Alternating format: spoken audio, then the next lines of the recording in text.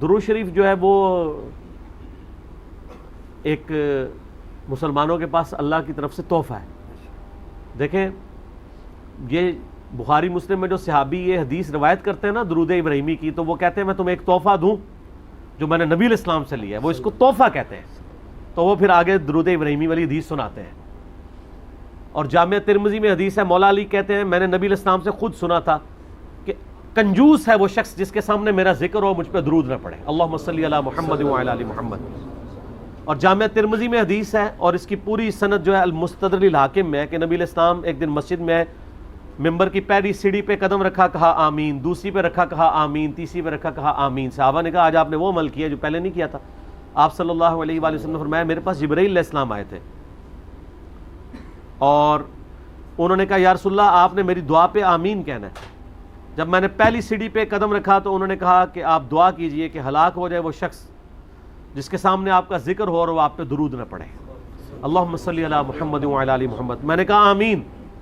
دوسری سیڑھی پہ برباد ہو جائے وہ شخص جس کو ماں باپ دونوں یا دونوں میں سے ایک بڑھاپے میں ملے اور ان کی خدمت کر کے جنت نہ کما سکے. میں نے کہا آمین.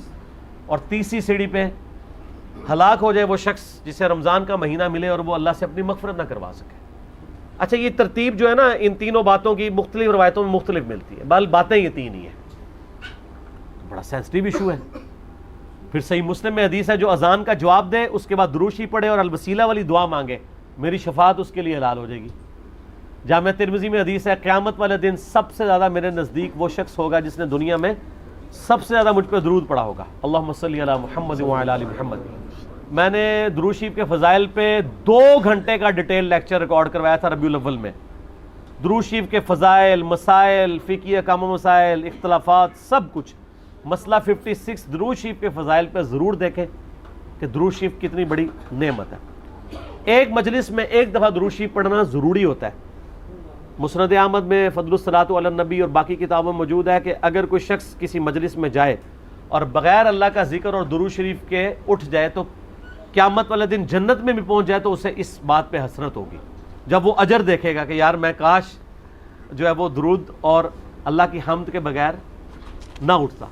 اور وہ جو ترمذی میں حدیث ہے نبی علیہ السلام بیٹھے ہوئے تھے، عبداللہ ابن مسعود کہتے ہیں کہ ایک شخص آیا، اس نے نماز پڑھی اور نماز کے ساتھ فوراً ہی دعا شروع کر دی بغیر حمد و درود کے.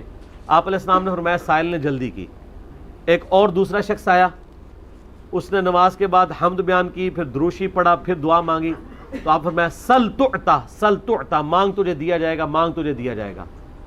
پھر جو پہلے آیا تھا اس کو آپ نے کہا کہ یہ طریقہ نہیں ہے، جب بھی تم نماز میں دعا مانگو یا نماز کے بعد تو پہلے اللہ کی حمد بیان کرو، پھر درود شریف پڑھو، پھر دعا مانگو، جیسے ہم نماز میں بھی کرتے ہیں. التحیات للہ والصلوات والطیبات، یہ اللہ کی حمد ہے. پھر نبی علیہ السلام پہ سلام ہے، پھر درود شریف ہے، پھر اینڈ پہ دعائیں ہیں. یہ ترتیب ہے. تو یہ دعاؤں کی قبولیت کا ذریعہ ہے اللہ کی حمد اور درود شریف پڑھنا. درود شریف جو ہے وہ یعنی مسلمانوں کا اوڑھنا بچھونا ہونا چاہیے. اور میں اس حوالے سے کریڈٹ دوں گا، میں نے 2 مکاتب فکر دیکھے ہیں جن میں درود شریف کا اس حوالے سے اہتمام ہے. ایک پہلے نمبر پہ اہل تشیع ہیں کہ وہ درود شریف کا بہت اہتمام کرتے ہیں، یعنی جب نبی علیہ السلام کا ذکر ہو رہا ہوتا ہے وہ صلی اللہ علیہ وآلہ وسلم پڑھ رہے ہوتے ہیں. اور دوسرے نمبر پہ اہل حدیث ہیں. آپ اہل حدیث علماء کو سنیں، آپ ایون عرب کے علماء کی تقریریں سنیں جو عرب میں عربی ہیں، مسجد نبوی میں اور حرم مکہ میں. وہ جتنی بھی دفعہ نبی صلی اللہ علیہ وآلہ وسلم کا نام لیں گے نا تو وہ آپ صلی اللہ علیہ وآلہ وسلم کے نام کے ساتھ درود شریف پڑھتے ہیں. قال النبی صلی اللہ علیہ وسلم یا صلی اللہ علیہ وآلہ وسلم. لیکن پاکستان میں جو اپنے آپ کو کہتے ہیں نا ہم درود والے ہیں، بارود والے نہیں ہیں، کہتے ہیں نا، ایک پارٹی ہے جو کہتی ہے ہم درود والے ہیں، اور وہ کہتے ہیں نہیں میلاد پہ بھی ہم درود پڑھتے ہیں، اذان کے ساتھ بھی درود پڑھتے ہیں. آپ ان کے مولویوں کی تقریریں سنیں. ان مولویوں نے طارق جمیع صاحب کے مقابلے پہ اسی یعنی رنگ ڈھنگ میں ایک مولوی لانچ کیا ہوا ہے بغیر نام لیے. اس کی آپ تقریر لیں، حضور نے فرمایا. وہ 50 دفعہ نام لے گا، ایک دفعہ بھی درود شریف نہیں پڑھے گا. توفیق ہی نہیں اسے درود شریف پڑھنے کی. آپ اس کی تقریریں سن کے دیکھ لیں. تو یہ کہاں سے درود والے؟ یہ درود والے کہاں سے ہیں؟ تو وہ کہتے ہیں ہم درود والے ہیں، ہم بارود والے نہیں ہیں. آپ درود والے بھی کوئی نہیں ہیں. ٹھیک ہے جی. تو درود شریف کا اہتمام کرنا چاہیے، کوشش کریں. آپ بات کی روانگی میں کبھی رہ جاتا ہے، اوورآل ایک مجلس میں ایک سے زیادہ دفعہ رپیٹ ہو جانا چاہیے. ٹھیک ہو گیا.